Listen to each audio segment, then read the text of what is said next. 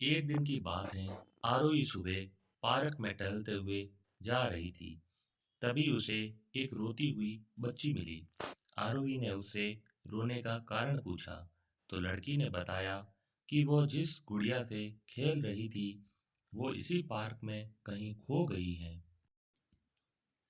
आरोही ने उस बच्ची को उसकी गुड़िया ढूंढ लाने का आश्वासन दिया, जिससे वो बच्ची चुप हो गई।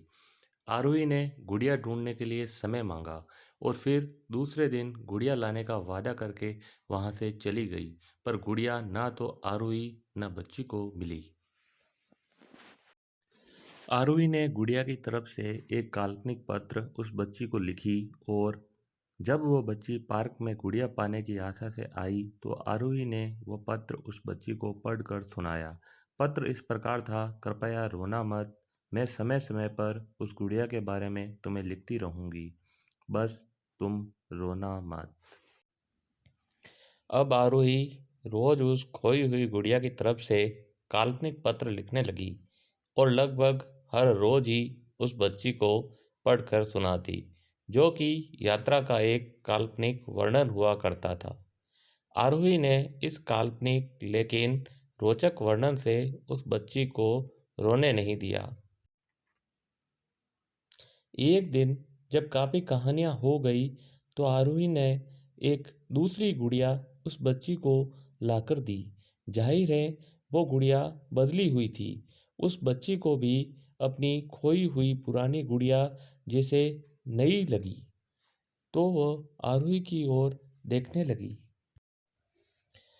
आरोही अनजान बनते हुए गुड़िया में चिपकी एक चिट को निकाल कर पढ़ने लगी। उसमें लिखा हुआ था, ये मैं ही हूँ, तुम्हारी वाली गुड़िया जो पार्क में खो गई थी। दुनिया भर की लंबी यात्रा की वजह से मैं थोड़ी बदल गई हूँ। बच्ची को इस गुड़िया और आरोही पर विश्वास हो गया। वह गुड़िया लेकर चली गई। वर्षों बाद जब वह बच्ची बड़ी हो गई तो एक दिन वह अपनी अलमारी में कुछ ढूंढ रही थी, तो उसका ध्यान उसी गुड़िया पर गया जो आरोही ने उसे दी थी। बचपन की बातें याद करके वो हंसने लगी। उसे यह समझ आ चुका था कि आरोही ने कैसे उसका मन रखा। उसे उस गुड़िया पर फिर प्यार आने लगा। वह उसे बड़े गौर से देखने लगी। तभी उसकी नज़र गुड़िया की फ्रॉक की आस्तीन में छुपे एक छोटे से पत्र पर गई। उसमें बड़ी व्याकुलता से उस पत्र को निकाला और पढ़ने लगी।